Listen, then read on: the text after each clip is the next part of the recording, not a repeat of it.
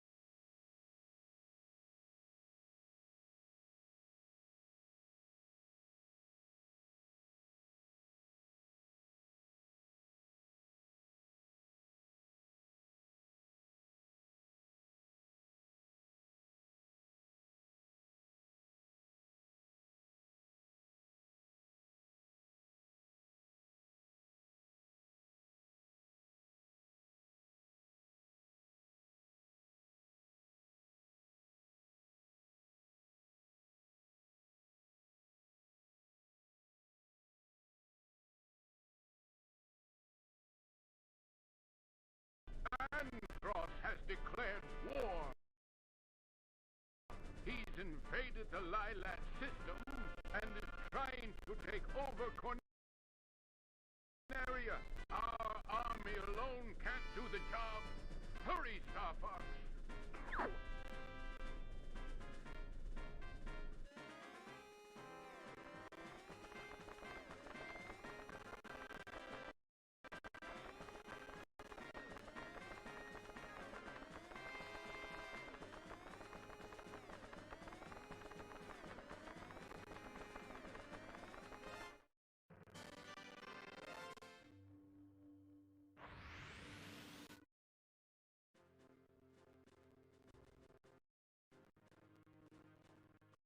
Corneria, fourth planet of the Lilat system. The evil Andros turned this once thriving system into a wasteland of near extinction. General Pepper of the Cornerian army was successful in exiling this maniacal scientist.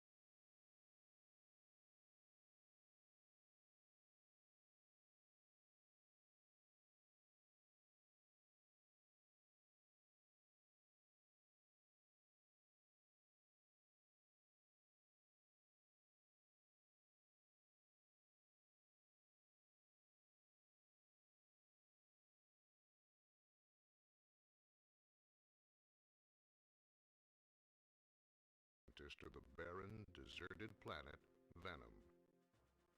5 years later, General Pepper noticed strange activity coming from Venom. James McCloud, Pigma Dangar, and Peppy Hare of the Star Fox team were sent to investigate. Upon their arrival,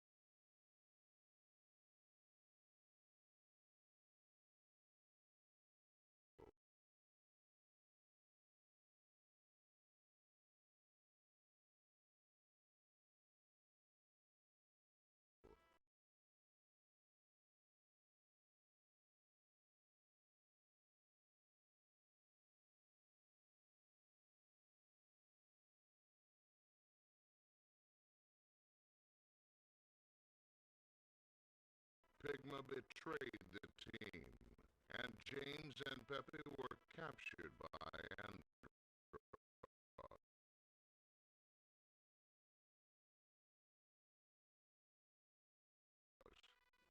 Pepe barely escaped venom and returned home to tell James' son, Fox, about his father's fate.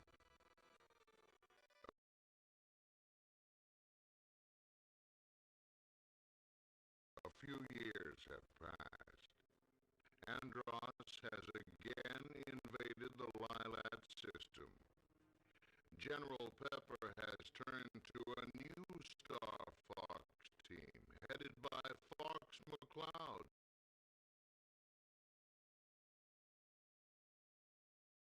to save Cornelia and free the Lilat system once again.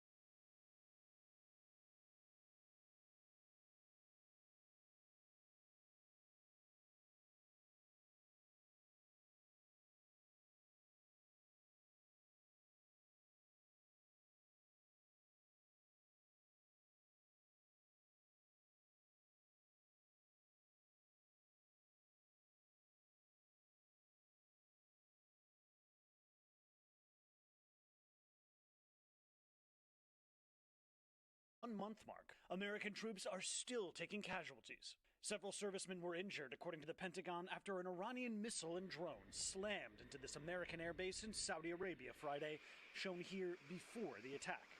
So far, more than 300 U.S. troops have been injured, but more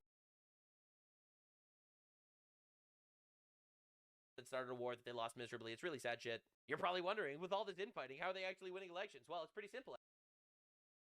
Now, lefties are finding out on a metric scale right now. Literally across the country, these people are torpedoing themselves massively. Their entire campaign right now is that at least we're not Trump, because their approval rating is actually way lower than the Republicans, believe it or not. So Hassan Piker has recently been dropped by literally everyone in the Democratic Party. So this is Hassan's response to the Michigan State Rep and Graham Plattner dropping events he's involved in.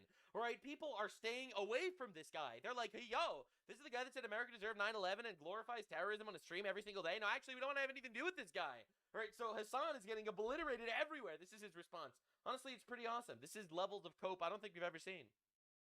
Nothing to do with that. They're still going to keep chirping. Also, like I said, this is extremely, extremely online. A Michigan representative dropped out of the Abdul event and people are claiming it's because of you. I mean, it could be. It probably is. I mean, you're a terrorist. Terrorist supporter. I don't know. I have no idea who the Michigan representatives are. Awkward. Guys, there are malleable. Lower level. There are malleable lower level politicians that can be pressured. Right. That don't know who the fuck I am. That's that are gonna right. be like, oh, I'm scared. It's just the malleable low level politicians getting pressured, probably by the Jews, to not want to associate with an open terrorist supporter. Who would have thunk it? I'm worried. Everyone's yelling at me. By the way, not that it matters, but apparently I didn't even know this was a progressive victory event until they released it. They've been constantly asking me to be a part of it for like the last week or so, and I was like, fuck it, why not? Sure. Constantly. And Progressive Victory... They were begging me to be a part of it, and then literally everyone dropped out. I can't figure out why. Has revealed that the reason why Graham Plattner didn't actually like back out, but had a scheduling conflict from the start. Right. And that they had released that he was going to... It was a scheduling conflict. It had nothing to do with me, even though Politico literally released an article yesterday saying that Democrats are all condemning me because I'm a terrorist supporter. To be on it before actually getting his name on the... Right. Before getting the full confirmation. Right. I have no reason to believe that this is for any other reason. Uh-huh. And it's totally because of you, my guy. They literally said it out loud that they don't want to associate with you because you're a brand risk. You're a brand risk to the entire Democratic Party. They're like trying so hard to not be called terrorists while they actively advocate for domestic terrorism. You know, they say abolish ICE and shit. They don't want to actually align with real terrorists. I mean, they're trying so hard here, man. And it's unbelievable. Or I guess Unsuccessfully. the most believable thing that like all of these like fuck Hassan derangement syndrome losers literally think that this dude is backing out an event that because I'm also participating in it. Yep. Are you out of your fucking mind? They literally admitted it. They literally Are said you out that. of your fucking mind, dude? I covered this in a video It's yesterday. so crazy. Yeah, it's crazy. It is so fucking Look how crazy. mad he is, Dudes bro. on the internet run on drama. Bro, They he's so think that angry. Graham Plattner was like, oh my God, Hassan is going to be a part of this? I have to get the fuck out of this. I can't touch this with a 10-foot pole. That's awesome. And there are, like, I'm seeing it. There's, like, people who legitimately think that this is the case. I think a guy like Graham Plattner has a lot more consequential red flags that he has to deal with personally, that he has dealt with successfully, as a matter of fact, than being associated with someone like myself.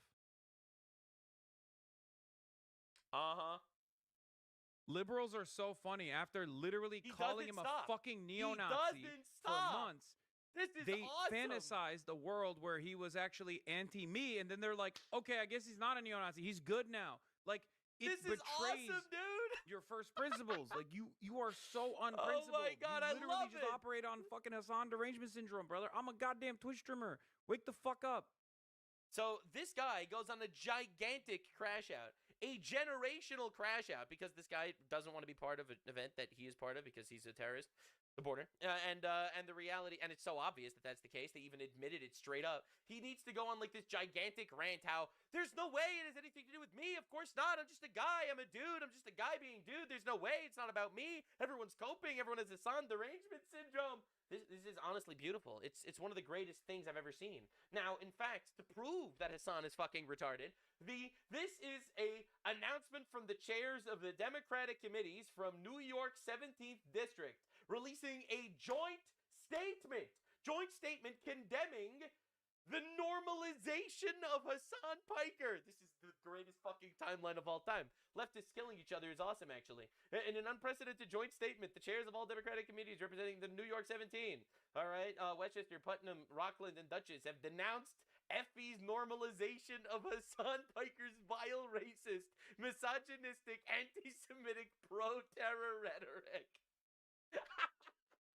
In their statement, they called on all candidates running the Democratic Party to speak out against the normalization of Hassan Piker, dude. This is honestly cinema. Like, this is actually cinema. This is the greatest timeline of all time. Holy shit.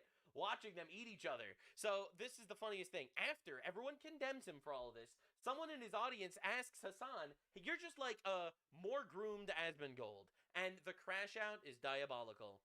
You know? You're a worse version of Asmongold that takes care of himself. You're comparing someone with a degree in the thing that he's talking about with like 10 plus years of. How dare you compare me to Asmongold? I have a meaningless degree, which is why I get literally everything wrong in all of my political commentary. Remember, this is coming from Hassan Piker, the guy that said we will not be invading Venezuela 2 days before we invaded Venezuela. This is Hassan Piker, the guy that said Russia will not invade Ukraine 2 days before Russia invaded Ukraine. All right, this guy is the worst political commentator of all time, and he's a terrorist supporter that directly promotes, supports, and advocates for terrorism every single fucking time he possibly can. Literally, without a shadow of a doubt. He is anti-American in every one of his stances. So this guy says, how could you possibly compare me to Asmongold? I have a degree. Well, my guy, want to hear something hilarious? Every single Democrat doesn't want to have anything to fucking do with you. Isn't that just fucking beautiful? Now, Hassan wasn't the only leftists eating each other's situation of today. You should definitely subscribe, because I cover all the retards ever in the appropriate fashion.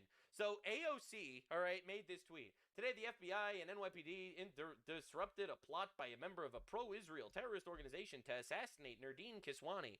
For the record, in the actual contest, we don't need to get into this. Nardine Kiswani is the Palestinian activist that directly advocated for banning all dogs in New York. And it seems like they arrested someone who was on the way to commit vandalism. They called it terrorism. Just trying to understand, she never condemned the Islamic terrorists that literally threw IEDs in New York City, explosive devices trying to blow up a city block, all right? She never condemned them at all, right? But vandalism goes too far when there is literally anti-Semitic violence in New York City every single day this year so far.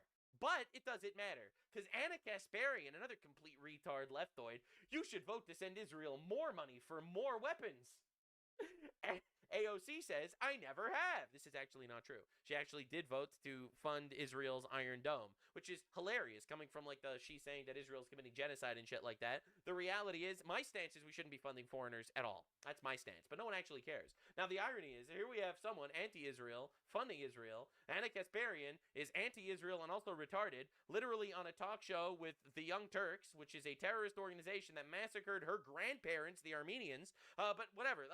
It's a beautiful shit show of retards that just hate the West. So they all kind of work together until now. I never have, says AOC. That's not accurate. But feel free to continue lying publicly, though. Those checks don't cash themselves. You aren't talented enough to be relevant with the truth. Ah! Heartwarming. All the worst people are fighting. Let's go. But the infighting continues. Destiny retweets this. Dispatch from the country Gavin Newsom reveres where they starved the child to death in one of their torture chambers, yada yada. So Destiny says these people are not on our team because this is someone torpedoing a leftist, all right, Gavin Newsom, because Gavin Newsom is too pro-Israel for them. So they're willing to torpedo the whole Democrat Party because this guy is not pro-terrorism. That's literally the stance of like half of the left these days. So Destiny says, yo, we can't torpedo leftists, just because they're not pro-terrorism. That's crazy. So Mehdi Hassan, a terrorist supporter, says, would that be team starving Palestinian children to death? Now, this is actually really funny because this is part of the actual Islamist strategy. Palestinian children didn't starve to death. Maybe some did. I don't know if that's the case. There was no mass starvation in Gaza. Any mass starvation that did happen in Gaza was proven without a shadow of a doubt was caused by Hamas. Not only did they start the war, but they literally stole the food and starved their own people to use their corpses as propaganda in a war against the West. There was no mass famine in Gaza. There was no mass starvation in Gaza. There were gigantic food banks of food stolen by Hamas from the people of Gaza to starve them, to use them as propaganda. So, again, just like to make things a little clearer, Mehdi Hassan here is literally re-spouting terrorist talking points to destroy the West. And there's so that's what he says to Destiny. Destiny responds, no, it would be a team collapsing every single electoral issue across the entire country and in every office to my absolutist position on Israel-Palestine. This is amazing because leftist memes are just like a fuck ton of words. All right, Mehdi Hassan responds, you do realize that if, say, Newsom or Shapiro came out against abortion rights, they would stand zero chance in the Dem presidential primaries. There are plenty of absolutist positions in the Democratic Party base hold, and we all are totally fine and okay with. Not sure why opposing genocide and apartheid. There was no genocide and there's no apartheid. There's literally Arabs in the government in Israel. This is like a fake news. It's the terrorist talking points. It's such a contentious and surprising one to add to the mix. So Mehdi Hassan is assuming that literally the number one purpose of the Democratic Party is to oppose Israel. This is insane. We're dealing with Israel first on all sides. All right, we're dealing with Ben Shapiro saying give another bajillion dollars to Israel. We're dealing with Nick Fuentes saying that we need Iran to have nukes because at least they're a threat to Israel. We have Mehdi Hassan saying the number one important purpose for any president of the Democratic Party is that he needs to oppose Israel. This is Israel first, man. Every single Tucker Carlson show is about Israel now. Like, what are we doing, guys? Mehdi Hassan, a multimillionaire, by the way, he expects people to wake up in the morning, turn over in bed, and think about Gaza. All right? Yeah, that's right. He's going to see his expensive rent bills, and he's going to like, holy fuck, people in Gaza are dying because terrorists decided to start a war and lose miserably like all the other wars that they started. All right? And it doesn't stop. Destiny says, because abortion is an issue that impacts every American. That has a much cleaner and easier answer than what do we do about Israel-Palestine, an issue that governors largely have no control over and is insanely more complicated. You can't keep saying oppose genocide and apartheid all day. You know, the things that Muslims do throughout the world for the last 1,400 years, by the way. Both genocide and apartheid are both Islamic ideals.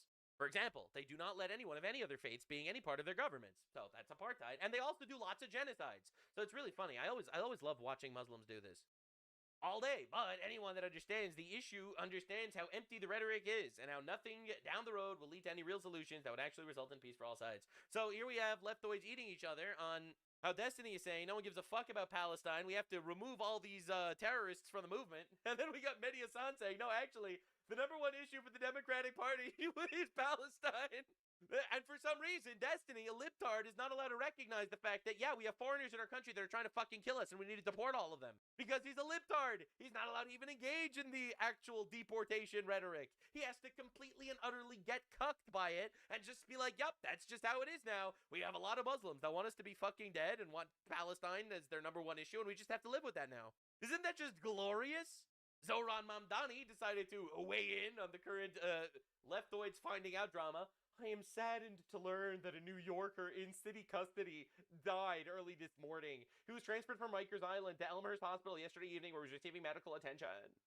My thoughts are with his family and loved ones. They endured this profound loss. Every person in the city deserves dignity, safety, access to quality medical treatment without exception. Transparency is essential, blah, blah, blah, yada, yada. And he basically makes this whole tweet, no! A criminal died! No! I can't believe a criminal died! Interestingly enough, he had nothing to say about this. 83-year-old veteran randomly shoved onto New York City subway tracks, dies from injuries, illegal migrant charged with murder, and he did not say anything. Nothing said about the illegal migrant that murdered a random veteran in New York City on a random day. Nothing about that. But oh no! Oh no! A murderer died in custody. This is literally a genocide. Honestly, insane stuff. God, I love watching these people get fucking obliterated. It's awesome. Now, there was one Republican that was running for the Mecklenburg County in Charlotte, District 1, and he dropped out of the race. Now, you're probably wondering, he was literally the only Republican. Why did he drop out of the race? Basically handing the seat over to the Democrats. Aaron is the Republican candidate for District 1 on the Mecklenburg County Commission. We could see bullet holes in a tree, in his cars, and even on a basketball hoop. His kids and wife were inside when this all happened. The kids had actually been playing in the driveway a short time before the shots were fired. The mailbox was damaged as well. He says they called 911 after hearing what sounded like a car backfiring, and when police arrived, they discovered shell casings all over his driveway. He has no idea why someone would target his home. Yeah, well, I do. He's a Republican. And he dropped out of the race. So, essentially, you're probably wondering, if you have all these, like, divisive issues, all right? People don't want to show up with Hassan Piker because he's a terrorist supporter. And here you have Destiny fighting with this guy. You have Anna Kasparian fighting with that one. Literally, unbelievable levels of infighting, just retard infighting. And it's all about Palestine. Oh, sorry, I shouldn't be laughing about this. This is so sad. I feel so bad for the Palestinians that had to suffer under the hands of Hamas that started a war that they lost miserably. It's really sad shit. You're probably wondering, with all this infighting, how are they actually winning elections? Well, it's pretty simple, actually. You just need to shoot the Republicans. It's actually pretty simple. And in fact, people are actually understanding this leftist divide very, very well. This is a CNN segment where they're actually realizing exactly what the Democratic Party actually stands for. These No Kings rallies actually look pretty representative to me of the Democratic coalition. I saw people flying the hammer and sickle in New York City. I saw Hezbollah flags. I saw Hamas flags. I saw Palestinian flags. I saw trans signs. I see weirdo liberal boomers out there. This is pretty representative of the Democratic coalition, and that's who funds it as well, by the way. And so I think if America looks at this and says, what do the two parties stand for? They got it at the No Kings rally. No, I think if you Americans were out there, Republicans. You like hammer and sickle? You like hammer and sickle flags? That's not what that No Kings stood for. They had a bunch of them. That, and that is. They come from somewhere. All right, well, No Kings rally? I did. I went to. What did No Kings rally stand for? We don't have a king. We never had a king, and we still don't have a king. So mission accomplished, I guess. And, well, let's see what the Republican Party stands for. Alex Preddy, being killed on No, Alex Preddy, a retard that committed suicide by cop. Tear up the Constitution, please. the streets of Minneapolis. It's not exactly the same as how things have always been done. The laws are exactly the same. Let's talk about the masks. You don't see ICE wearing masks inside the airports because they're not on the street arresting criminals. You got the agitators who cross the line and threaten ICE agents. The same people in the Democratic Congress that want ICE to take off the mask are the same people who say ICE is going to shoot people inside airports.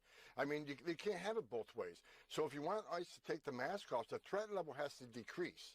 It's up 8,000% increase in threats against ICE officers. Right. And that's because a lot of the rhetoric coming from the Hill. Stop calling ICE Nazis and racists. Stop saying they're going to shoot people inside airports. That's going to drive the threat level down, and we can talk about masks. So, we got to work together at this, but the ICE is doing the same thing they've done during 40 years I've been doing it. Again, they're enforcing the laws that they enacted. If they don't like it, change the law. The law hasn't changed. The difference is, under the last 4 years of Joe Biden, they weren't enforcing the law.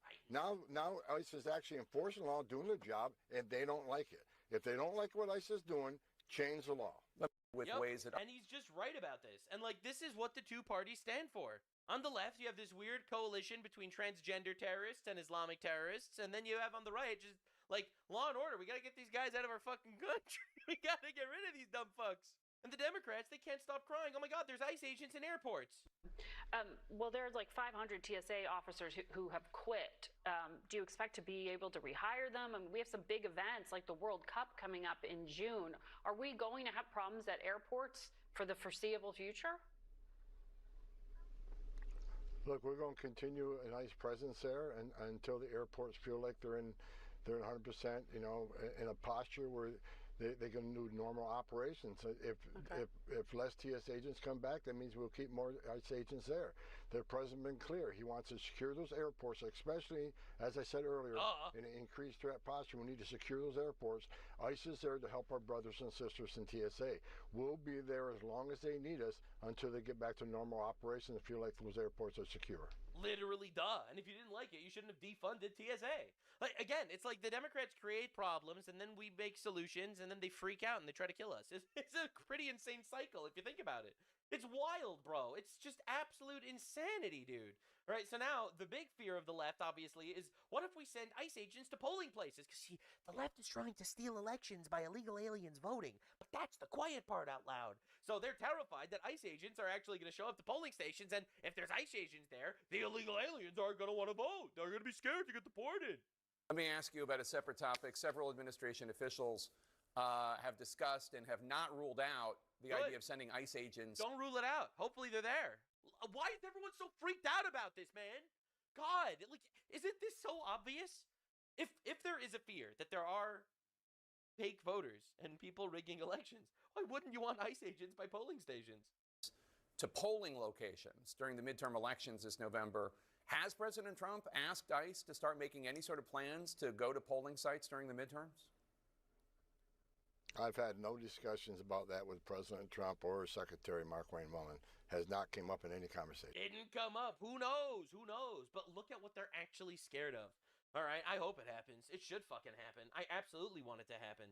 This is insanity that it doesn't happen. So just to show you the level of insanity we deal with on a daily basis, like, why wouldn't you want ICE agents by polling places? If there's a fear that the people are voting fraudulently, why wouldn't you want ICE agents there? Because they want to steal elections. It's actually that simple. Now, just to understand the level of retard we're actually dealing with in this country, all right, they wanted to do this entire event for women, and then they got asked, what is a woman? And instead of responding, they shut down the entire event.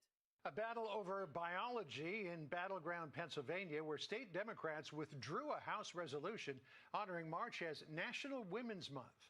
All it took was a Republican lawmaker asking for a simple definition of what a woman is.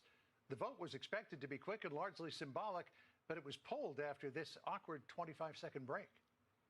Madam Speaker, this amendment is very straightforward and clear. It defines what a woman actually is, because we do know what that is. Thank you. The resolution is temporarily over. Oh, there you go. They pulled the whole thing. The Republican who put forth the amendment says defining a woman as having double X chromosomes should not be controversial. Oh my God, it's crazy that we're still doing this. And we're supposed to take these people seriously? Are we really supposed to take these people seriously? Let them continue fucking eating each other to oblivion for the rest of time.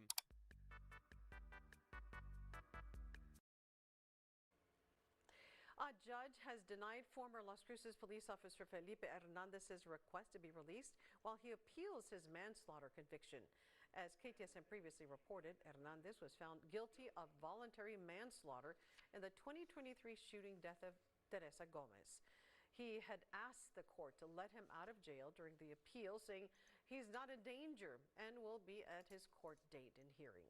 The judge refused his request, pointing to several violent outbursts, including a phone call between Hernandez and his wife concerning violent dreams he had about attacking the lead prosecutor and the court. Hernandez will remain in custody while the New Mexico Court of Appeals reviews his case.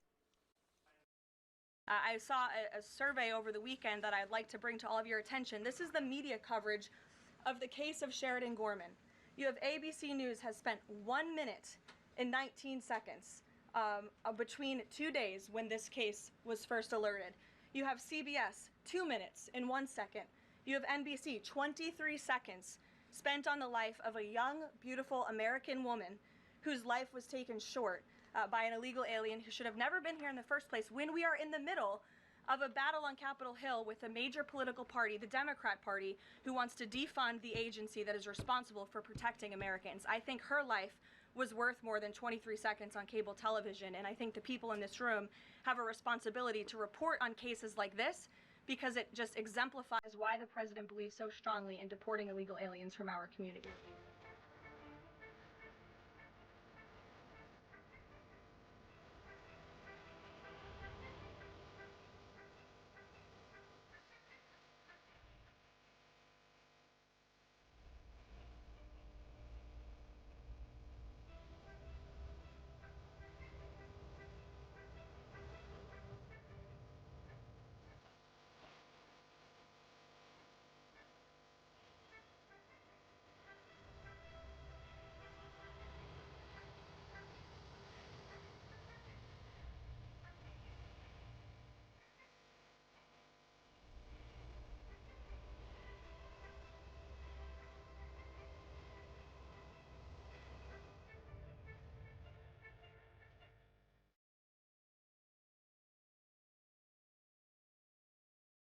Just last week, Sheridan Gorman, a young woman in Chicago, was shot and killed on the street walking with her friends outside of her university by an illegal alien from Venezuela who had no right to be here in the first place.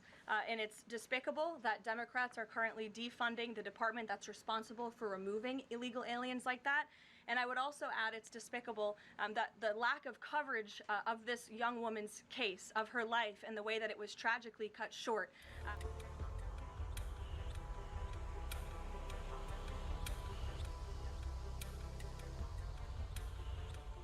Two questions for you. Thank you.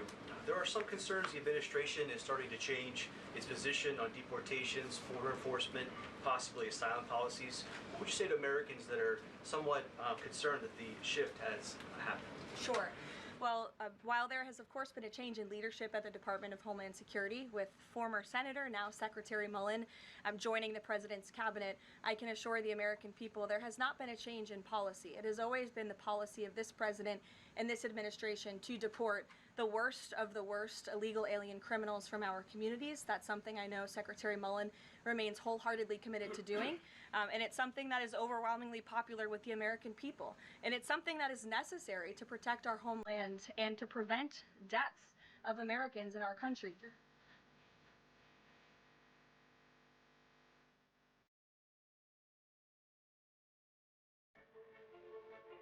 Unfortunately, even as President Trump is working hard every single day to protect the United States from foreign enemies, Democrats on Capitol Hill have failed to do the same here at home by keeping the Department of Homeland Security unfunded.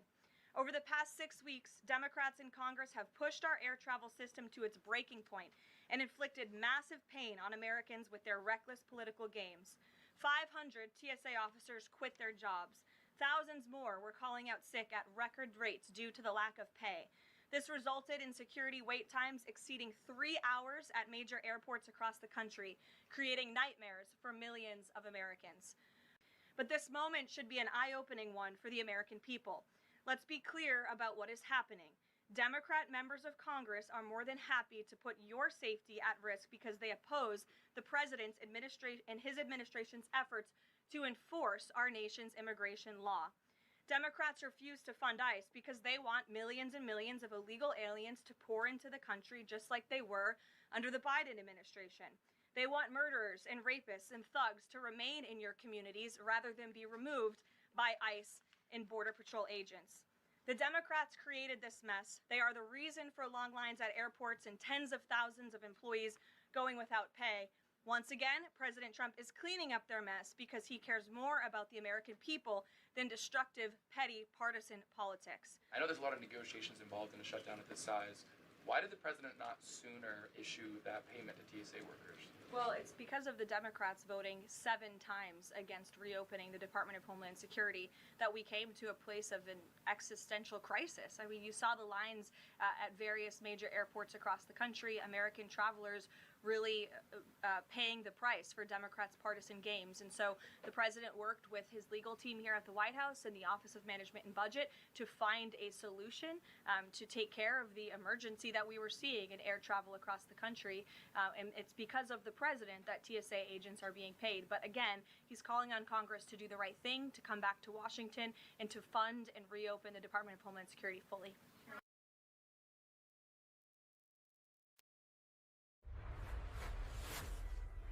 Next news, breaking news. They didn't vote. They didn't debate. They didn't even show up for work.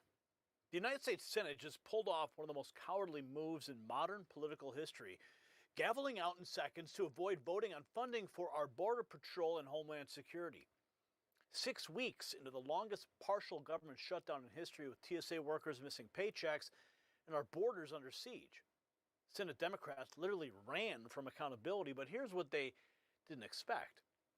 President Trump just outmaneuvered them all, and now Democrats are actually angry that American workers are getting paid. You really can't make this up, and I'm going to tell you what's at stake, because this affects every single one of us. We're talking about the men and women who protect our airports, our borders, and our communities, going without paychecks for over 6 weeks now. TSA agents are racking up debt, paying late fees, wondering how they're going to feed their families, and why? because Chuck Schumer and Senate Democrats refuse to fund ICE. That's it. That's the whole game. They'd rather let American workers suffer than give one dime to immigration enforcement. The House passed a bill, a clean 60-day funding extension that includes ICE and CBP. All the Senate had to do was take a vote. But here's what Democrats know. If they vote no on funding border security, they have to own that vote. They have to go home to their constituents to explain why they chose illegal immigrants over American paychecks. So instead of facing that music, they simply walked away, gavelled out, and adjourned until April 2nd. Your security, your paycheck, your country. Not important enough for them to even show up. Yeah, that's where we're at right now. When our own senators are abandoning their posts on critical border security votes, it makes you wonder what else they might abandon us on when things get tough. Look, if we can't count on Washington to handle basic governance, we definitely can't count on them in a real crisis. That's why I trust our friends at My Patriot Supply. They're America's #1 preparedness company with over 3 million satisfied customers who understand that self-reliance beats government promises every single time. And right now, when you go to preparewithgary.com, their best-selling 4-week emergency food supply comes with an additional week of food for free. You're getting at least 2,000 calories a day, real meals made with real ingredients, no artificial flavors or colors, and a shelf life measured in decades. While politicians flee their responsibilities, you can take responsibility for your own family's security. Go to preparewithgary.com to get your free week of emergency food today, because when the system fails, prepared families survive, unlike Senate Democrats who can't even stick around for important votes. Now here's where it gets absolutely unbelievable. President Trump, seeing American workers suffering because of Democrat obstruction, he took executive action to make sure TSA agents get paid. He stepped up when Congress wouldn't. And how did Democrats respond? Well, they're furious, of course. They're not grateful that workers are getting paychecks. They're angry. You've got Congressman Gregory Meeks literally refusing to say thank you on live television, and Congressman Jim Himes, he's calling the payments illegal. Let that sink in. Democrats are mad that American workers are getting paid. Now take a look at this. The Senate just gavelled out in seconds to avoid passing the House bill to fund ICE and DHS. From the state of North Dakota to perform the duties of the chair, signed Chuck Grassley, President pro tempore. Under the previous order, the Senate stands adjourned until 7 a.m. on Thursday, April 2nd, 2026. There you have it. No deal. And so the Senate is adjourned until Thursday. This continues, and they'll see if they can maybe, obviously, while they're on recess, there are ways to communicate. It's not that they're like just cooling it on a beach somewhere, unless you have pictures and then send them to me immediately. And you know where I'll be on Thursday? I'll be at the White House investigating this. Democrats dodged accountability by adjourning instead of voting, but not everyone is running from the truth. Here's Representative Gregory Meeks struggling to acknowledge President Trump's decisive action on paying TSA agents. He refuses to say he's glad that Trump is paying TSA. The question from CNN, are you thankful Trump is paying them? Listen. Well, what we just heard from that TSA union rep is the person standing up for those hardworking American workers is the president. With that executive action that he took at the end of the week, they're now getting new money into their bank accounts finally again. Are you thankful that he did take that action? Well, look, the president, if he's been saying for a while that he could have taken some action so that would have never had this issue. He could have told Johnson, make the deal. But he did not. But he is the one who actually did take action, not the Congress so far. Do you support and are you thankful that he did take action when you're saying that the hardworking American worker of TSA have been the people caught in the middle? The president, they should have never, you heard that agent talk about how they were in debt, the number of, extra interest and penalties, etc. That should have never happened, and the president could have prevented that from happening. But he was waiting for you guys to do your legislative duty. And because you're not, he has to take executive action. See, he's letting you try to do your job, but since you're not, he's doing your job. While some may hesitate to give credit where credit's due, others are openly expressing frustration. Here is Representative Jim Hines' reaction to President Trump's move. Practically speaking, ICE is already funded. In fact, it's one of the few DHS entities where people are getting paid because they had so much funding from the president's last bill. And now their portfolio is expanding because they're in American airports across the country. So what did Democrats get out of this standoff? Yeah, well, Margaret, the standoff is not done yet, right? The president is illegally paying, apparently, TSA agents. Wow. What a jackass. Illegally paying, apparently, TSA agents. The standoff's not done yet. Hines criticizing the president's approach. The Senate gears up for a pro forma session exploring how Senator Schumer plans to block the House DHS funding. Paul Zapula, Senate, he writes, Senate set to begin a pro forma session where the DHS funding bill from the House is expected to be offered for unanimous consent. If there are no objections, then it will pass. But Schumer's already signaled it will be struck down. Good God. Within the next hour or so, what's known as a pro forma session, basically a brief session with a skeleton crew of lawmakers. And during that session, they might decide to take up that DHS funding bill that was passed by the House last Friday. That would fund all of DHS, including ICE and CBP, for another 60 days. Now, if they take it up, they might try to pass it via unanimous consent. Basically, what that means is if one single senator opposes it, it fails, it gets derailed. And Senate Minority Leader Chuck Schumer has already said Democrats plan to oppose it. And I did the quick math, and 60 days would get us just right after Memorial Day weekend. So let's hope they get it done. Yeah, let's hope they do. My friends, listen. This is the modern Democrat Party, fully exposed. You see, they don't care about workers. They don't care about border security. They don't care about you. What they care about is one thing: stopping President Trump at any cost. They would rather see TSA agents lose their homes than admit Trump did something right. They would rather leave our borders undefended than fund ICE for 60 more days. And when they couldn't win the argument, when they knew a recorded vote would destroy them politically, they literally fled the chamber. No debate, no vote, no accountability, just a gavel and gone. But here's what they miscalculated. See, the American people are watching. We see who's fighting for us. We see who's fighting against us. Thank God President Trump found a way to pay our workers.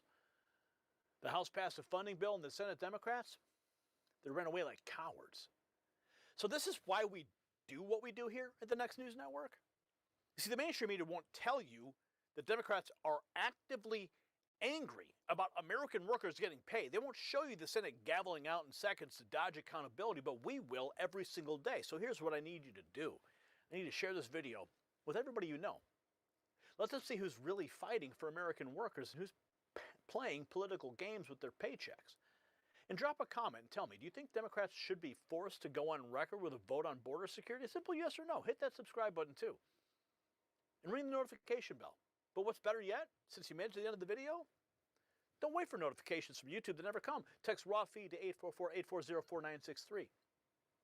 That's how I send a message directly to your cell phone. Yeah, when the algorithm fails you, when the notifications never arrive, I won't fail you.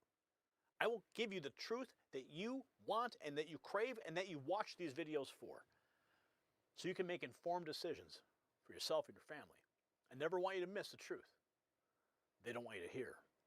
And if you want to show your support for independent journalism, America First journalism, check out our Next News merch shelf below this video and find something you like. We're in this fight together. Until next time, stay informed and stay free. The system controls information. Information control is power. I want you to see this. The truth only survives together. They don't want this shared. Share this now. YouTube can throttle us. They can suppress us. But they can't stop a text message. What you're about to see looks like something straight out of a science fiction movie, but I promise you, this one is 100% real, and it's happening right now in American streets. Robotic dogs, four-legged autonomous machines equipped with cameras and sensors are actively patrolling neighborhoods in Atlanta. Yeah, And here's the kicker, one of these mechanical sentinels has been spotted guarding Mar-a-Lago. The question isn't whether this technology is coming. The question is whether you're ready for what it means when traditional security gives way to artificial intelligence patrolling your neighborhood. Now, let me break down exactly why this matters to you and your family. Crime in cities like Atlanta has become so out of control that residents are literally turning to robots because they've lost faith in the system. I mean, think about that for a moment. American citizens are so desperate for safety that they're deploying quadruped machines to protect their homes and businesses. Now, these robot dogs, they operate on 8-hour shifts, 7 days a week, never calling in sick, never getting tired, constantly watching. Now, some folks are cheering this as an innovation, a way to finally take back our streets when soft on crime policies have failed us. Others are raising serious concerns about privacy. And what happens when surveillance becomes this normalized? And here's the political reality. When Democrat-run cities let crime spiral out of control, when they defund police and release criminals back onto the streets, the private sector steps in with solutions like this. It's not just about Atlanta. This is a preview of how American cities may handle security going forward, and it raises some profound questions about automation, privacy, and just how far we're willing to go to feel safe again. And when you see robot dogs patrolling our streets because crime has gotten so bad, it's a wake-up call that our society is becoming increasingly unstable. And when society breaks down, the first thing that disappears from store shelves is food. If civil unrest hit your neighborhood tomorrow and you couldn't get to the store, how long would you last with what's in your house right now? If it's anything less than a month, then you need to check out our friends at My Patriot Supply. They're America's #1 preparedness company with over 3 million satisfied customers. Right now, when you go to preparewithgary.com, that's linked below, their best-selling 4-week emergency food supply comes with an additional week of food for free. You're getting at least 2,000 calories a day, real meals made with real ingredients, no artificial flavors or colors, and a shelf life that's measured in decades. When the robots are patrolling and society's crumbling, at least your family will be fed. Go to preparewithgary.com to get your free week of emergency food today, because if we're relying on robot dogs to keep the peace, it's time to start thinking about what comes next. Now, here's what really caught my attention about this story. A company called Undaunted just raised nearly $1 million in February specifically to flood Atlanta with these robot dog packs. It's not some pilot program. This is serious investment money pouring into autonomous security. And the reactions from actual residents on the streets? You've got to see these videos. People are genuinely shocked when these things roll up on them. One person called it straight out of Black Mirror, except it's not fiction anymore. It's just a Monday in Atlanta. Flock is investing in ATL, Atlanta robot security dog company, Undaunted, raising nearly $1 million. From Atlanta to Mar-a-Lago, it seems these robotic watchdogs aren't just a local experiment. They're now protecting some of the nation's most high-profile properties. A robotic dog been deployed to patrol Mar-a-Lago. Have you seen this?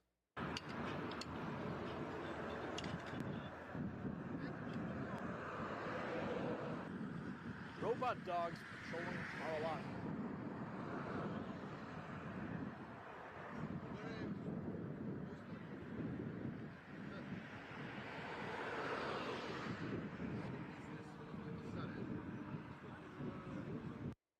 Look at that thing. What would you do? I mean, of course, with the recent security breaches at Mar-a-Lago, it's really not a shocker. With crime pushing residents to extreme, Castleberry Hills epitomizes local frustration. As Atlanta neighborhoods turn to technology for protection, robotic dogs are now central to the community's fight against lawlessness. Wall Street Apes posts that crime is so out of control in Atlanta, robotic security dogs are being deployed. Listen to this. Local report. Residents living in the Castleberry Hills neighborhood are fed up with crime, so they tried something new: robotic security dogs. Fox 5's Denise Dillon is live in Atlanta, where residents say they have found the solution, Denise, to their problem. Yeah, the solution, robotic dogs like this one that patrols the parking lot inside a gated area and another outside in the perimeter. and they are ready to react if an intruder comes on the property. The robots operate on the schedule that a security guard would, 8 hours a day, 7 days a week. Crime-fighting robotic dogs are now patrolling the GE Lofts and the Castleberry Hills neighborhood of Atlanta. We go to bed, a team logs into our camera systems. They're verifying the alerts that get thrown up on our cameras. If the team monitoring the cameras sees something suspicious, they send in the dog. We can have a person on the other side of every robot to go communicate with them, contact authorities, and de-escalate the situation. Just recently, a man managed to force his way onto the property. Cameras picked up his movements. The dog was deployed. In November, I talked to residents at GE Lofts after these 6 guys, some with guns, were caught on camera in the parking lot. Residents were frustrated, saying they had tried every security measure they could think of. A large gate topped with wire, bright lighting, multiple cameras, and none of it stopped the criminals. They just methodically went through every vehicle in the parking lot. After seeing their robotic dog in action, residents believe they finally have a solution. They're out and alert when we're sleeping in bed and protecting our things and keeping out the scary guys. So far it's a win-win.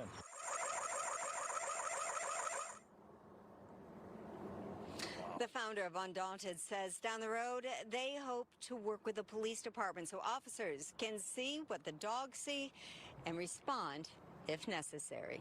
Reporting live in Atlanta, Denise Dillon, Fox 5 A News. sign of the times, it looks like, Denise. All right, thanks so much. I don't know. I mean, you got cameras, you got gates, you got barbed wire.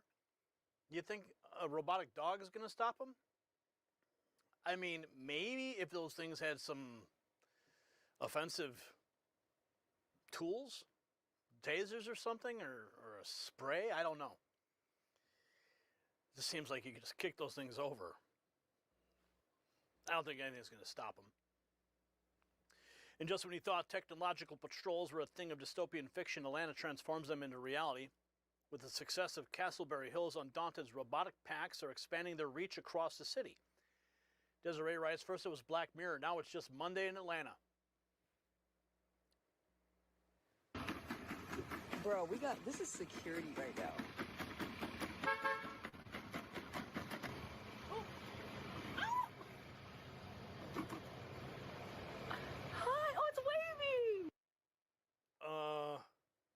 It's waving. Yeah.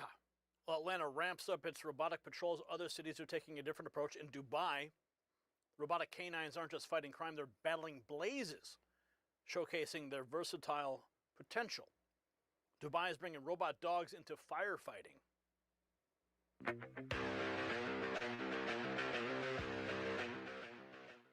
It's got a hose attached to it. And it's spraying a fire. I'm not sure if this is an active fire. This might be a test, but that's pretty remarkable. No, that's huge. That's like a tank. That's not just a dog. That's like a real device right there. What is this? Car technology also making a huge leap. Check this out. It opens up when the tire moves. Look at it opening up there. All right, open the other door. This is how this door opens.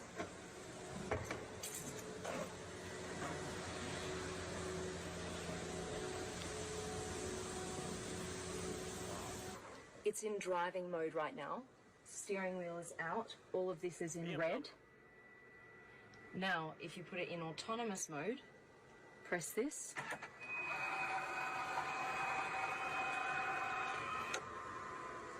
Wheel disappears. The coolest thing is this. These little triangles.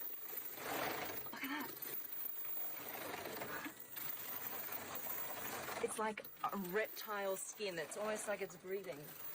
What that does is when the car detects an object that you can't see, it will let you know. Yeah, we'll never see that technology. BMW just showcasing some wild stuff. As Atlanta leans on tech for security solutions, questions arise about the robot's role in everyday life. Concerns grow over how these robots are reshaping safety on the streets. D-Truth Feed writes, is this a good thing or could it go bad? Atlanta's fighting crime with robot dogs, a local startup with these quadruped bots patrolling spots like GE Lofts in Castleberry Hill. That bitch say security on it and some more shit, bro. What the fuck going? What that bitch waiting on? The crow walk? What that bitch say? That bitch say stop recording me. No. No, shorty. No. What going on in the A? No. Oh, man, y'all folk over with. You don't even need no dog no more. What is they doing? Oh, my God, that bitch stopping it. What is it finna do? Take a shit? Look at that bitch blood. Whoa, buddy. Oh, my God. Hey, man. Hey, watch out, boy. The next one gonna be big as hell. It's gonna be knocking niggas out. If there's a translator in the comments, we appreciate you helping us understand what was just said there, but here's what the establishment doesn't want you to understand. This robotic security revolution is a direct consequence of failed Democrat policies. When you defund the police, when you let prosecutors refuse to charge criminals, when you turn major American cities into lawless zones, technology fills the void. These robot dogs are not some dystopian overreach. They're a market response to government failure. Private citizens and businesses are spending their own money on autonomous security because the politicians they elected abandoned them. Now this technology is spreading. From Atlanta neighborhoods to Mar-a-Lago to firefighting operations in Dubai, the future isn't coming, folks. It's already here, patrolling parking lots and perimeters across America. So the bottom line is this. When government fails to protect its citizens, Americans find solutions. Whether that's a good thing or a concerning development depends entirely on who's watching and what they do with the footage. What started as science fiction is now quietly becoming part of everyday life in cities across this nation. So I want to hear from you in the comments. Do you think that robot security dogs are a smart solution to rising crime, or does this cross a line into territory that makes you uncomfortable? Drop a yes or no and let me know why. And since you made it this far into the video, congratulations. Not everybody does, but you did. And there's a reason for that. And there's a reason we set this number up just for you. Text raw feed to 844-840-4963. Don't wait for the algorithm. Don't wait for notifications that never arise. But I'll send you the message directly from me to you. An unbroken chain of communication right to your cell phone. And if you haven't subscribed to this actual channel yet, make sure you do so. And then sign up to the raw feed 844-840-4963 so you never miss these important stories. And then check out the Next News merch shop if you haven't yet. Gear up and show your support for independent journalism and share this video with everybody who needs to see where America is headed. I'm Gary Franchi. Stay informed and stay free. The system controls information. Information control is power. They don't want you to see this. The truth only survives together.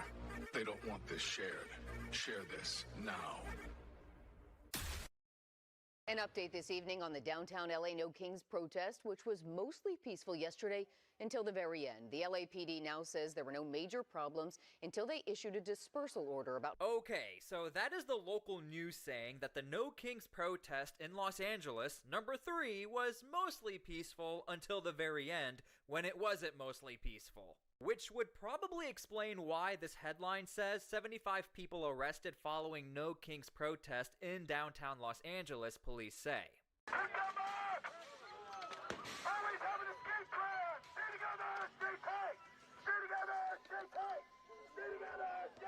So in this video, we're going to be covering what exactly occurred at the downtown Los Angeles area around this federal building. And real quick, before we start, make sure to please like the video. It helps out a ton. And if you are new here, we cover events like this every single day and federal operations around the United States. So make sure to please subscribe so you guys don't miss a thing. An update this evening on the downtown LA No Kings protest, which was mostly peaceful yesterday until the very end. The LAPD now says there were no major problems until they issued a dispersal order about 5:30 yesterday evening. Now, in this video, you can see protesters throwing rocks, concrete, and bottles. Federal officers then retaliated with tear gas canisters back into the crowd. LAPD says they arrested 75 people near Alameda and Temple. 66 of the people arrested were adults. Wow. 8 of them were told were minors. And don't worry, we will be watching the raw footage very soon. But something that really stood out to me was the wording used to describe how federal agents were pushing back protesters. Using the wording retaliation, you guys can let me know how you feel about that. I also want to ask you guys a question. How many of you actually heard the amount of people that got arrested? I'm sure a lot of you already saw some of the clips as far as what occurred within protests around the United States, but how many of you actually saw in the media, maybe even the mainstream media, that many people got arrested in Los Angeles as far as connection to this specific protest? And by the way, I do want to point out, that's about 72 more people arrested over in Los Angeles than over in Portland. Despite that, over in Portland, the front gate has been breached and there was a lot of damage and destruction to the building. You guys can go and watch one of my most recent videos on this specific event. Again, just trying to let you guys know, as far as comparisons go, a lot more people were arrested at the Los Angeles protest. And speaking of front gates...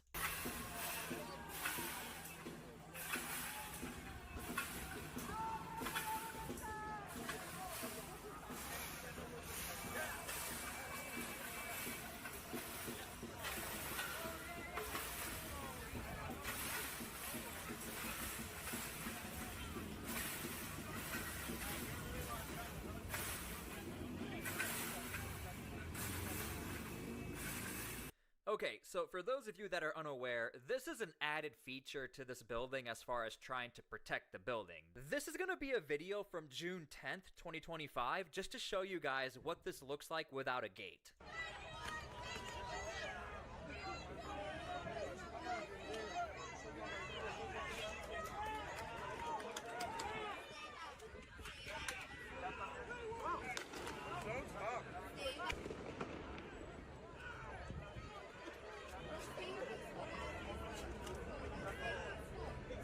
And just to give credit, that video was posted by Julio Rosas, who, by the way, did a really good job at the No Kings Protest 3.0, some of the best coverage I've seen on the entire protest. Okay, so eventually FPS came out to confront these protesters. Keep in mind, FPS, they are the Federal Protective Services. These are not ICE agents. And by the way, I don't think I've ever seen a protest that has ever only focused on the FPS. Typically it's on like ICE, Border Patrol, or against deportation operations. Yet the ones who really are on the front lines of these types of situations, they really are FPS, Federal Protective Services.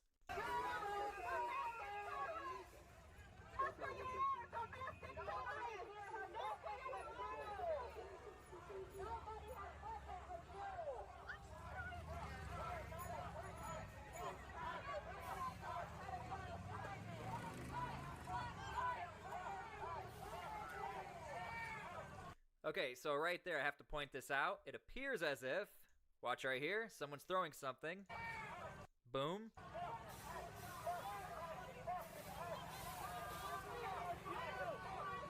More projectiles. It looks like rocks are being thrown.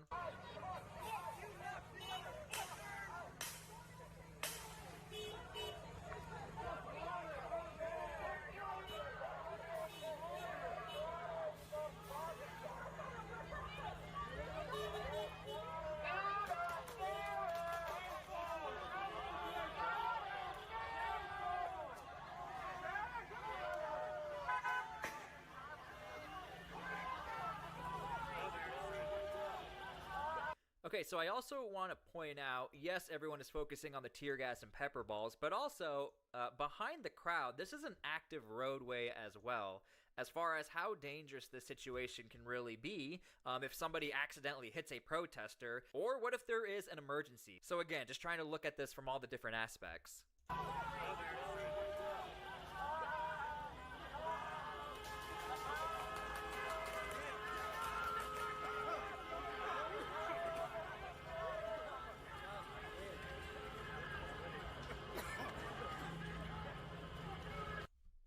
And by the way, that was covered by Frontline's TPUSA. If you guys want to go give them a follow, they get a bunch of really good footage just like that, as far as you being able to see what this all looks like around the United States. Make sure to go give them a follow. Okay, so here's where things get interesting. While all this was happening, this happened. U.S. Attorney Bill Asaley posting on X, to those who were smashing concrete blocks and throwing them at our officers, we have you on video. We will find you and arrest you too. You've been warned. Like literally, during what you just saw, people throwing things, smashing into the gate, trying to hit federal agents, he posted this as it was all happening. So keep in mind, as far as the context and the timeline, the federal agents were still on their own. Eventually, the LA police officers, they did show up, but a lot of damage and destruction was already done as far as trying to hit federal agents according to the federal government. But here, the police do show up and they start arresting people left and right.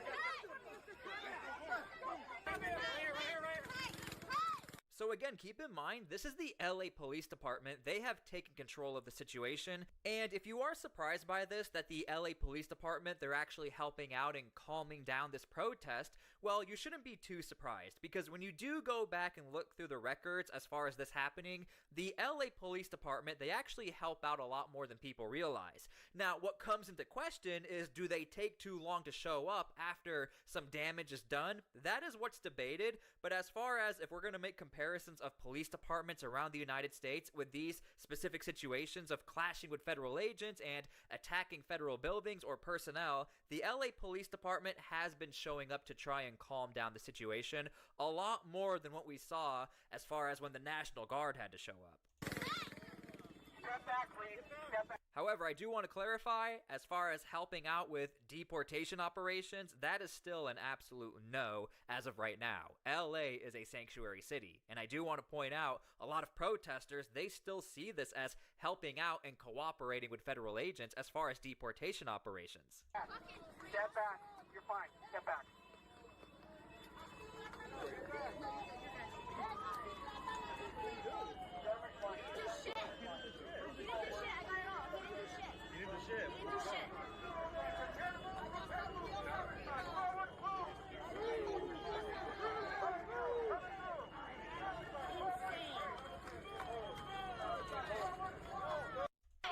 And that video was posted by Kim Katie USA on X. If you guys want to go give her a follow, she is a friend of the channel and finds a ton of clips just like that. Okay, so another massive part of this protest, and some of you may have seen these clips, would be when the horses came out.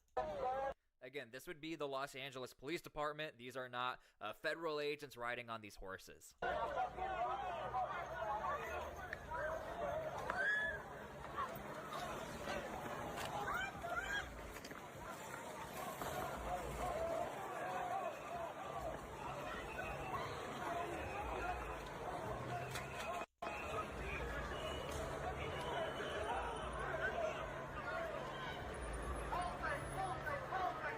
Also keep in mind, at this point, all of this has been declared unlawful, which is why people are starting to get arrested.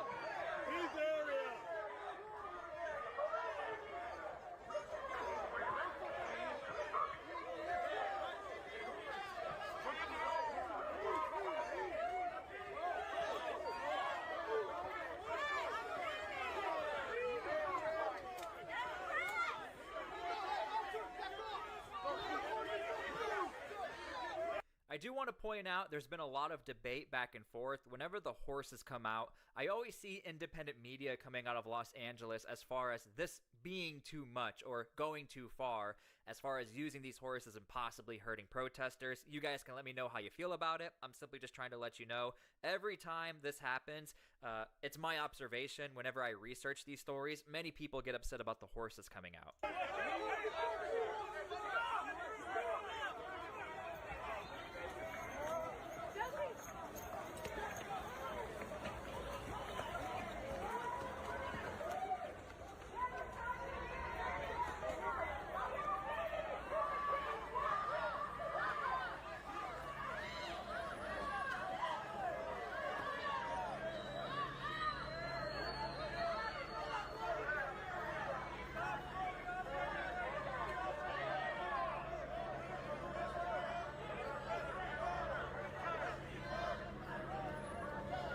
Okay, so leave your comments down below. Let me know how you feel about this. Again, I'm simply just trying to show you guys, when the LA police show up, I mean, they actually really push back a lot more than I think people realize, especially when we cross-reference other events, maybe like the Portland protest. It appears as if, in my opinion, I think the LA Police Department actually pushes back a lot more than people would realize in a sanctuary city.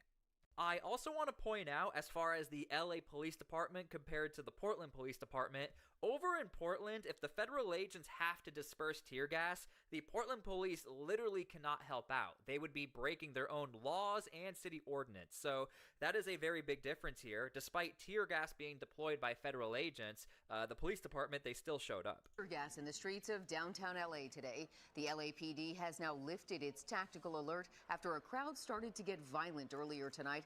Lady Liberty was just one of dozens of people detained by police. Tonight, that situation has now settled down. It was tense for a while, though. This happened after a day of mostly peaceful No Kings protests that crisscrossed our country. Millions speaking out today against the... That has really become, I think, a term in 2025 that many people still poke at or question as far as the mostly peaceful aspect. You guys can let me know how you feel about that. Here we are in 2026. We are still hearing the mostly peaceful. In fact, sometimes I see in comment sections, mostly peaceful. The actions of... But I will say, this news agency did admit at the end it wasn't mostly peaceful. President Trump and his administration. Eyewitness News reporter Madison Weil is in downtown LA with the latest. Well, it's unfortunate that what started as a very peaceful protest turned into moments of mayhem here in downtown. We were with tens of thousands of protesters who peacefully marched through the streets and ultimately at the end with police as they issued a dispersal order.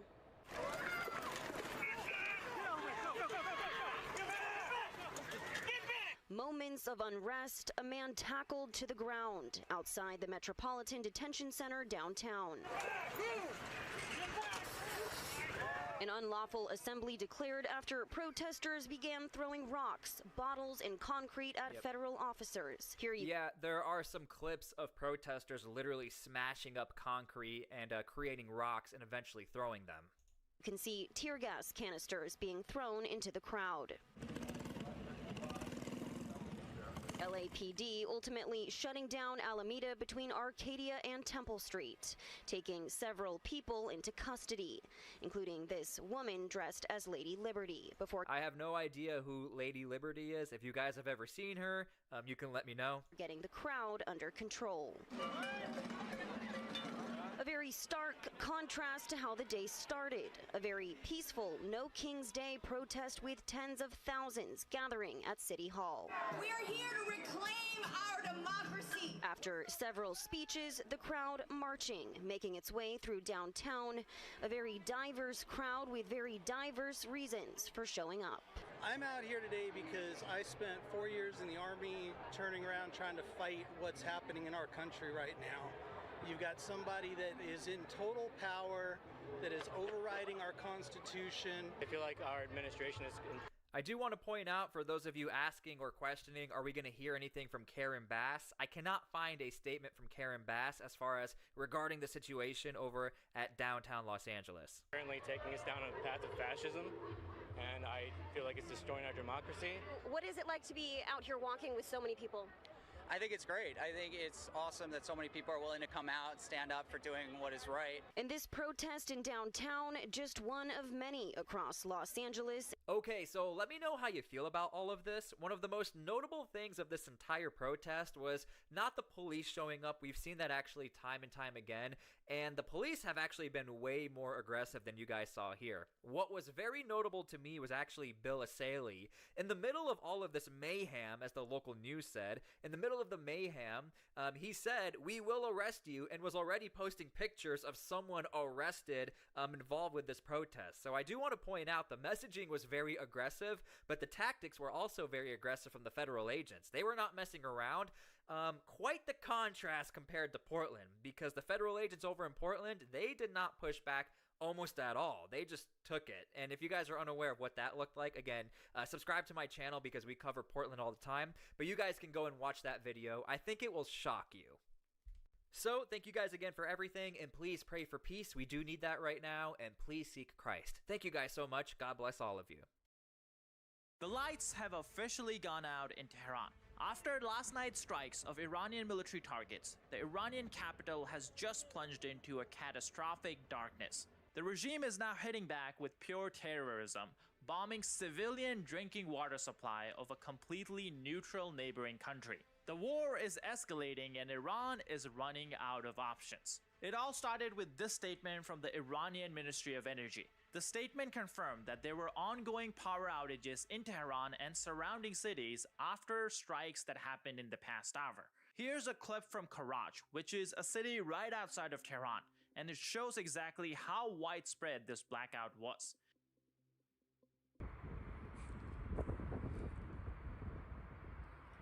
Now, if this was a US or Israeli strike on energy infrastructure, this would be a major escalation. But initially, Iranian state media put out a vague statement. They said, following attacks on Tehran, some areas are experiencing power outages. The reason I say this was a vague statement is that if there was a direct strike on Iranian power plants, the Iranian state media would say so directly, but they didn't, so that had me a bit confused. But later on, they provided more details and it explained exactly what happened. The state media put out a statement saying that the power outage was caused by shrapnel damage to a high voltage transmission tower. The main target was not actually an Iranian power plant. It was an Iranian military facility. The power stations were nearby and they were damaged as collateral, not a direct strike. Nonetheless, this is still an escalation and it seems Iran has retaliated. But before we get into the retaliation, let's look at the new statement by President Trump, because it kinda indirectly confirms it that it wasn't the US that was striking that military facility. This was the statement Trump put out early today, late last night. And the statement reads, the US is in serious discussions with new, more reasonable regime to end our military operations in Iran. Great progress has been made, but if a deal is not shortly reached, and if Strait of Hormuz is not immediately open for business, then we'll conclude our lovely stay in Iran by blowing up and completely destroying all their electric generating plants, oil wells, Karg Island, and possibly desalination plants, which we have purposefully not touched as of yet. That last part is really what I was talking about. President Trump saying that US has not targeted Iranian energy infrastructure as of yet. Maybe that means that it wasn't the United States that carried out the strike that damaged the Iranian power plant. Nonetheless, there was a threat about damaging those power plants and other civilian infrastructure if Iran doesn't open the Strait of Hormuz. And that might be a big problem in the future, because this is the exact same thing we've been criticizing Russia for doing it in Ukraine for the last 3 years. Russia destroys power plants during winter to put pressure on Ukrainian civilians. If the US does the same thing in Iran, then we lose the moral high ground. Now, it is important to clarify, so far US has not targeted or purposefully targeted any civilian infrastructure. We've only used the threat as an ultimatum or as a pressure tactic. But nonetheless, this has become a big talking point, and the White House was asked about this just recently. Take a listen to the answer. About his threat that on leaving Iran, he said we might blowing up and completely obliterating all of their electric generating plants, oil wells, Karg Island, and possibly all desalination plants. Under international law, striking civilian infrastructure like that is generally prohibited. Why is the president threatening what would amount to potentially a war crime with the U.S. military? And how do you square that with the administration repeatedly saying that the U.S. does not target civilians? Look, the president has made it quite clear to the Iranian regime at this moment in time, as evidenced by the statement that you just read, that their best move is to make a deal, or else the United States Armed Forces has capabilities beyond their wildest imagination, and the president is not afraid to use them. That's not what I said, Garrett. And you're saying the word potential for a reason, because I'm sure some experts are telling you that in your ear to try to ask me that question. Of course, this administration and the United States Armed Forces will always act within the confines of the law. But with respect to achieving the full objectives of Operation Epic Fury, President Trump is going to move forward unabated, and he expects the Iranian regime to make a deal with the administration. To that end, which of those objectives would destroying a desalination plant most help? Haley, go ahead. Thanks, Caroline. I want to follow up on... Now, of course, on the other side, Iran has no problem with carrying out acts and attacks that are just purely wrong. They're purely terrorism. Here's what I mean. As a retaliation, Iran targeted a power station and a desalination plant in Kuwait. During this attack, workers were killed and significant damage was dealt to civilian infrastructure. And here's why this is wrong. Let's just assume it was Israel or the United States that struck the Iranian power plant. It still makes no sense for Iran to attack a third-party country that was not involved at all. Now, Kuwait has been very clear that they have not given the US the permission to use Kuwaiti airspace or bases, US bases that are based in Kuwait to carry out strikes on Iran. That's the Kuwaiti position. But Iran says that's not true. Kuwait is letting them use the bases to attack Iran, and that's why they're heading back at Kuwait. But even then, what Iran is doing is terrorism. And the reason for that is that Iran is not targeting American bases in these Gulf countries. As we just saw, Iran is targeting desalination plants and power plants that are meant for civilian population of the country. That's just pure terrorism. And guess what?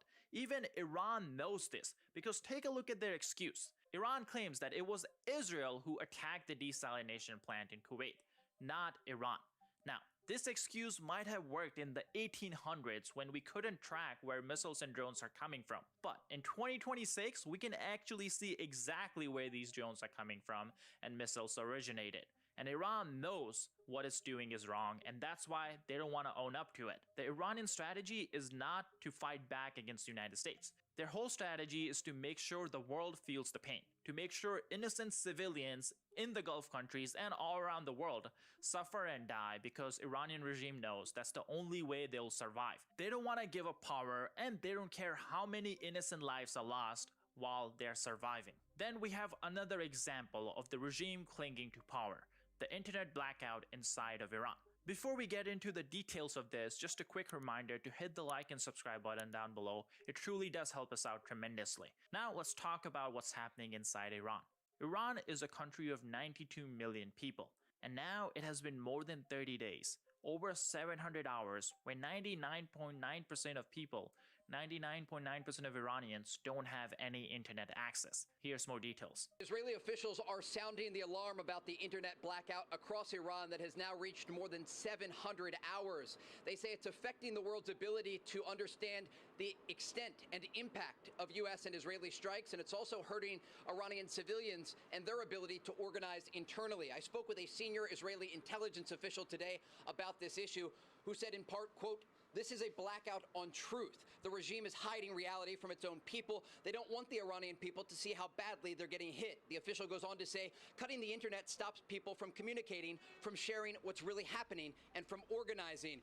This is significant because we understand that Starlink is being jammed inside of Iran, and so people who previously were able to work around this internet blackout are not able to do so. The Iranian regime has also arrested hundreds of people who are using Starlink terminals, but the official ended by saying something that I think is very important. They said, when this blackout is lifted, the full extent of the damage to the regime will become clear. And while the internet is down, the crackdown continues. Just this morning, the Islamic regime hanged 2 Iranians that were arrested because they participated in the January protest. These hangings are now happening almost every week, and many of them are happening in the public. because the regime wants to send the message. They want to make sure everyone knows that this is what happens if you take to the streets again. Now, while all of this is happening, it seems President Trump put out another statement saying that the negotiations are ongoing. Just this morning, Trump confirmed that the US is negotiating with Iran's parliament leader, or parliament speaker, Mohammad Bagher Ghalibaf. Trump said that in a week or so, US will find out if this guy has real power and if he's serious about a peace deal or not. Now, Ghalibaf has become one of the most powerful leaders in Iran since Larzani was taken down. Now, he's probably not the leader, but he still has considerable power. Here's more details on him. We haven't spotted him since 17 March on state TV, but his account on X has been active. He also has IRGC background and he has been involved in Iran-Iraq war in the 1980s. And about his popular support, he has ran 4 times for presidency, each time unsuccessful. Okay, so going back to that point then, do we have any reason to think that whoever is in the leadership positions or the figures that you're mentioning, that they are in any way different to figures who were killed in those initial strikes by the US and Israel?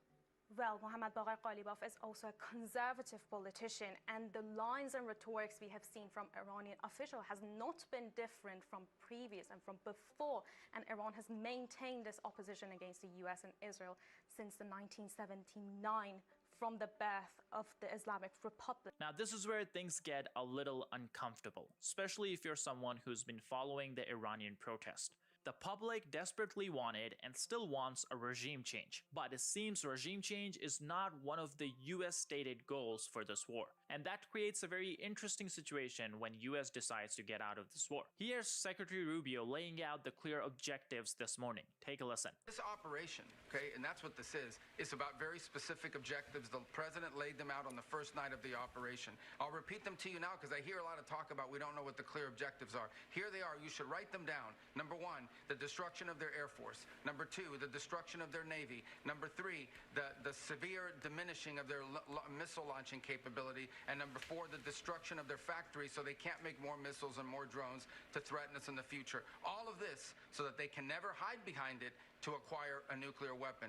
That was our objective from the beginning. That remains our objective now. We are on pace and, in fact, ahead of schedule on some of those things, and we are going to achieve those things in a number of weeks, not in a number of months. Based on some reporting, Trump wants a Venezuela-type situation in Iran, meaning he doesn't want a complete regime turnover, but someone at the top who's more willing to work with the United States on issues that matter. Now, this is where it's important to remember Ghalibaf has tried multiple times to become the president and failed. If he is someone who's power hungry and corrupt, this may be his opportunity. He could work with the United States and bring peace to Iran and become one of the de facto leaders, achieving what he always wanted. Now, this is something US confirmed kinda indirectly, where this morning the White House said that people who are negotiating, aka Ghalibaf, he's being a lot more reasonable behind the scenes than compared to the statements he's putting out. That's exactly what Delcy Rodriguez, the current Venezuelan leader, was doing when Maduro was captured. Take a listen. I have 2 questions, one on Iran and one on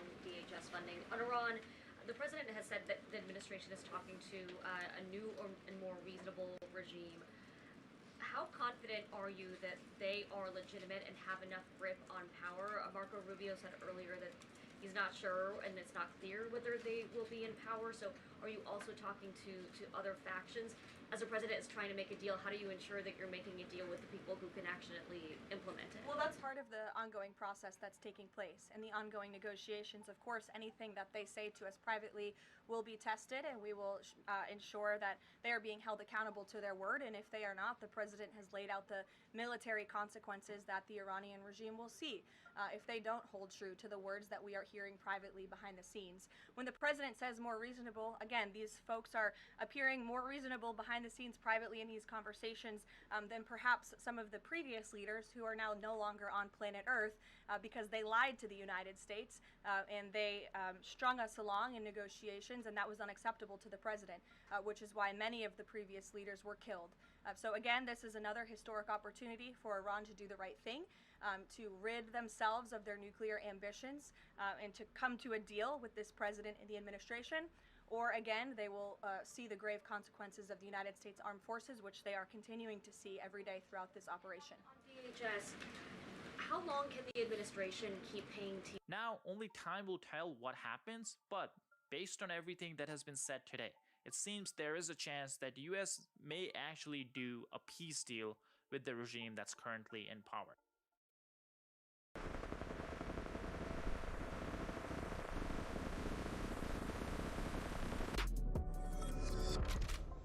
This is why we can't have nice things. Kid Rock is now under investigation from the US Army because of this badass video. Watch this. It's Kid Rock at his home in Nashville. This home is called the Southern White House. I've been there before. We shot interviews with Kid Rock there, and we've had nice times there. There with my wife. It was a blast. Kid Rock has this really cool pool, a Statue of Liberty. The Southern White House is what it's called. Again, you can see it right there. And the U.S. Army has an air base there, and Kid Rock tells me that regularly the helicopters fly by as they're doing their training, and they give a little salute to him because, again, he has this really extremely badass home up on the top of a hill. And this is what his house looks like. This was from our interview with Kid Rock and RFK about Maha, Kid Rock's health journey and stuff. And the house looks awesome. And it looks like the White House. It was designed to be a White House. It has a bunch of other cool stuff in it, like a bowling alley and a theater and a giant workout room. And, you know, it's very Kid Rock. It's got a giraffe in it, like a stuffed giraffe and a stuffed bear, bison. Anyway, there's also an Army base nearby. Here we go. Fort Campbell, home to the 101st Airborne Division, major Army installation near Nashville, about 60 miles northwest. That's kind of the region where Kid Rock's house is. It's technically in Kentucky, but it acts as a major Army base for the region. And of course, the 101st Airborne Division, you can see there one of their helicopters. This is one of their helicopters right there. So again, they fly by these little missions by Kid Rock's house. It's very obvious this is Kid Rock's house. And here's another follow-up video that was posted. And Kid Rock's there just like saluting and rooting for the troops. What's so wrong about this? I thought this was America. Can't a man just salute the troops from his White House on a mountaintop, surrounded by a bunch of cannons with the Statue of Liberty, while smoking a cigar next to his infinity pool and his stuffed giraffe? Can a man just do that? I guess not. Army investigates helicopter flyby at Kid Rock's Nashville estate because libtards have lost their minds. And Army has launched an investigation into a recent flyby of two AH-6 Apache helicopters near Kid Rock's house in Nashville, Tennessee. Video of low-altitude maneuvers went viral online. The Army is aware of the video circulating online that appears to show an AH-64 Apache helicopter operating. A spokesperson for the 101st Airborne Division told The Hill in a statement, because nobody can have fun. Because fun is illegal now in America. So irritating. Army aviators must adhere to strict safety standards, professionalism, and established flight regulations. An administrative review is underway to assess the mission and verify compliance with regulatory airspace requirements. Appropriate actions will be taken if violations are found. Come on. This is so lame. Fort Campbell, an Army installation located on the Kentucky-Tennessee border, 101st Air Division. It's about 50 miles from where Kid Rock lives in the Southern White House. On Saturday, Rock posted a video on social media of him saluting the helicopters. And he said, this level of respect for the shit-for-brains governor...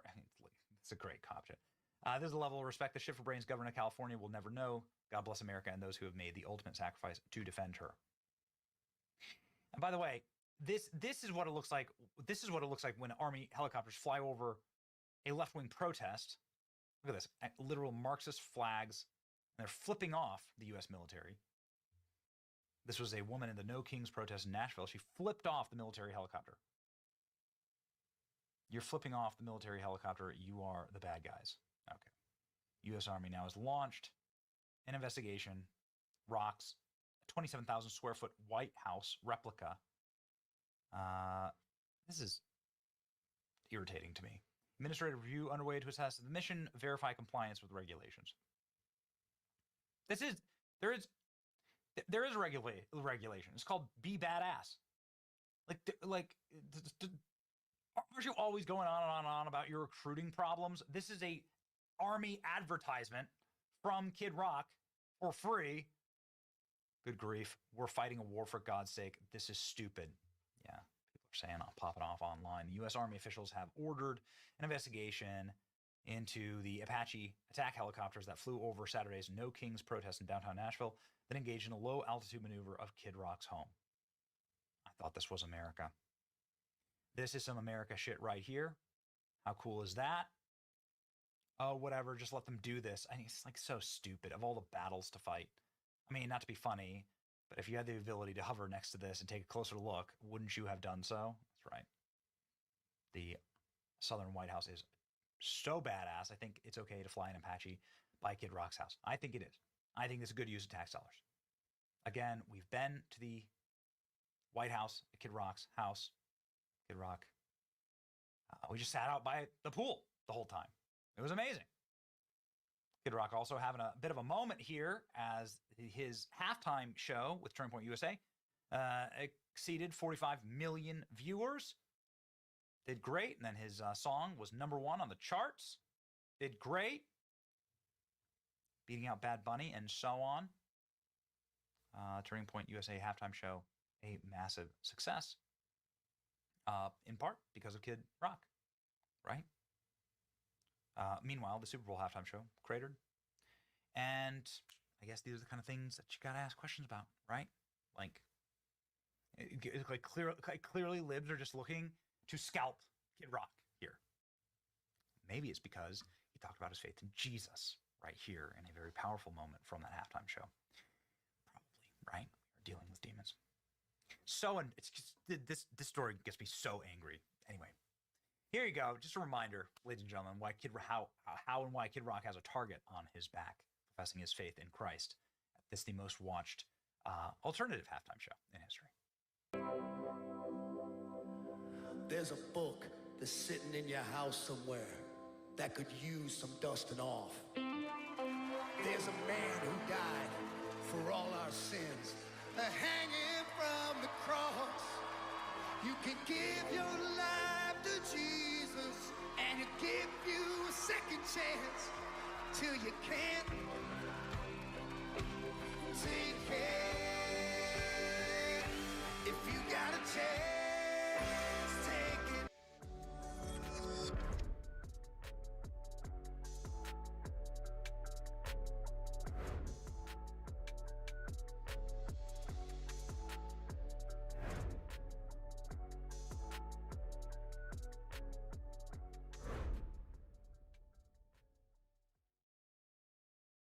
U.S. Central Command releasing brand new video. Look at your screen. It shows U.S. attacks on Iran's terrorist regime continuing as President Trump is working on the diplomatic front, on that side of the equation now. Always had that in his sights and keeping it there. This morning, the president touted, quote, serious progress in U.S. negotiations with a, quote, new and more reasonable regime in Iran. He also repeated that U.S. forces would target and destroy Iran's energy infrastructure if that country does not reach a deal with the United States soon. So all of that going on simultaneously. I'm Harris Faulkner. You are in the Faulkner Focus. The joint U.S.-Israeli military operations are taking on a serious toll for Iran. According to President Trump, the U.S. has bombed 13,000 targets so far. So that would be governmental and military targets. Here's the president on negotiations and Operation Epic Fury. Moving along very nicely. They've destroyed a lot of additional targets today. The Navy's gone, the Air Force has gone, we know that. But we destroyed many targets today. It was a big day. And we are negotiating with them directly and indirectly. Officials say they expect talks to end the Iran conflict to the center of the Strait of Hormuz and Iran's efforts to cut off the crucial waterway. President Trump says Iran will allow 20 ships to pass through Hormuz beginning today as a quote-unquote sign of respect. The president is still weighing military operations to safeguard America and our allies. The Department of War is reportedly preparing for a potential ground operation with thousands of additional troops for that arriving in the region. Here's the president again. Are you considering still putting boots on the ground, and would you do that without going to Congress? I just have lots of alternatives. We have tremendous numbers of ships over there. We don't need them all because of, the power. Look, I would say we're just like we're ahead of schedule on the ballroom. In a much bigger way, we're ahead of schedule with Iran. We're weeks ahead of schedule. One goal of putting troops on the ground could be to totally eliminate Iran's ability to build a nuclear weapon, because they'd be focused on getting to that uranium that we know that Iran has. And the Wall Street Journal is reporting the president is considering an operation to extract 1,000 pounds of Iran's uranium. And former Secretary of State Mike Pompeo is on focus. He's actually sitting right next to me, and he's coming up. Let's start with Chief National Security Correspondent Jennifer Griffin. Jennifer. Harris, that would be a very dangerous and labor-intensive operation to get the highly enriched uranium. The Pentagon, however, is reportedly preparing for weeks of ground operations in Iran as more reinforcements arrive in the Middle East. The report from the Washington Post added that these plans are not a full-scale invasion, but include potential raids by Special Operations Forces and conventional troops. About 3,500 sailors and Marines with the 31st Marine Expeditionary Unit arrived in the region over the weekend on the USS Tripoli amphibious assault ship and USS New Orleans amphibious transport dock. Another 2,000 Marines with the 11th Expeditionary Unit are en route, but still weeks away. And 1,500 paratroopers from the 82nd Airborne began arriving in the Middle East Sunday. This gives additional options to CENTCOM, but represents still small numbers. Not nearly enough for a sustained ground invasion. Fox News confirmed Iran struck the U.S. Prince Sultan Air Base in Saudi Arabia on Friday with ballistic missiles and drones, injuring at least 12 U.S. service members. 2 of the Americans are in serious condition, U.S. officials said. At least one KC-135 air refueling plane was hit and reportedly on fire as a result of the strike. But what got people's attention was a valuable U.S. Air Force E-3 Sentry AWACS command and control plane worth about $500 million, one of just a dozen or so in the U.S. inventory. It was also hit in a direct strike on Friday. It is a valuable plane that is essentially a flying command center, giving U.S. forces a picture of the battlefield. The base, which is deep inside Saudi Arabia, points to Iran getting targeting assistance from the Russians. Ukrainian President Volodymyr Zelensky told Fox News' Matt Finn in a sit-down interview that Ukraine has intelligence showing Russian satellites photographing U.S. military facilities in the Middle East, including the U.S.-UK joint military facility on Diego Garcia in the Indian Ocean that Iran targeted last week. On March 25th, the Russians took satellite pictures of the Prince Sultan Air Base in Saudi. Zelensky wrote on X, 2 days later, a direct strike on U.S. assets parked on a tarmac in Saudi Arabia. Harris. Jennifer, thank you very much. In focus now, Mike Pompeo, Secretary of State and President Trump's first term and a Fox News contributor. Great to see you. First of all, when you hear troops on the ground to go after that uranium, what's your first reaction? Probably necessary, but an incredibly difficult task. But I'm confident our men and women are up for it, whether it's the capacity to control the airspace, the ability to get in and out. The intelligence, along with our Israeli partners, I'm sure is very good about the whereabouts of this. But make no mistake about it, this will be a difficult mission. It is fraught. Things go wrong when you move people around. Airplanes break. Things happen. So it's not without risk. But you can't eliminate the Iranian nuclear weapons program in the way that President Trump has talked about doing without getting at this enriched uranium. So you'll have all the enriched uranium out. You will have destroyed their capacity to continue to enrich. I always feel like when you and I sit down, I get so much more information than anybody bet on, because you also were the director of the CIA. So let's talk intelligence for a second. I know that the IAEA inspectors have been tossed out of Iran some time ago, but what do we think we know is on the ground by now? I'm very confident that between us and the Israelis, we have a pretty good sense of what's actually taking place inside of Iran today. You don't see a change in the regime. That is, its behavior is going to change, and that's what we're shooting for. It may be the case that we don't ultimately get Thomas Jefferson installed in Iran or his equivalent, right? But we will get a regime that is no longer capable of having these terror proxies around the world. It can no longer threaten the strait and deny commerce moving through. The behavior of the regime will have to change, and that's what President Trump's been driving for. And I think these tactical operations that we talk about, 13,000 targets, strategically have had far more impact than the world has seen. You know what's remarkable about what you just said? Yeah, we're not trying to push democracy on them. This is not a changing of hearts and minds. This is a completely different type of mission. Your thought on that? Absolutely. In the end, the nature of the government inside of Iran will be determined by the Iranian people. The work that we do will give them the opportunity to do that. But what we're interested in, right, putting America first and putting our Gulf Arab allies at the front of this, is security for the region so that we'll have an economy that's thriving, a set of open ways, and the Iranian regime won't be able to do what it's done for decades, Harris, which is to threaten all of us. Well, now they're actually hitting everybody. They're trying to, talking about potentially hitting Americans in different areas. You bet. Our universities, the American universities in the Gulf Arab states, civilian targets. I want to get to this. The conflict with Iran is raising more concerns around our nation's cybersecurity, and a group that has U.S. intel believes it has ties to Iran, says it was behind the hacking of the FBI Director Kash Patel's email last week. And it claims on its website that the cyber attack was in retaliation for the FBI's seizure of several internet domains. And in a statement, here's what the group wrote. Quote, the so-called impenetrable systems of the FBI were brought to their knees within hours by our team, end of quote. The FBI said in a statement that the hack didn't scoop up any government information, and the State Department reissued a $10 million reward for information on the group. Secretary.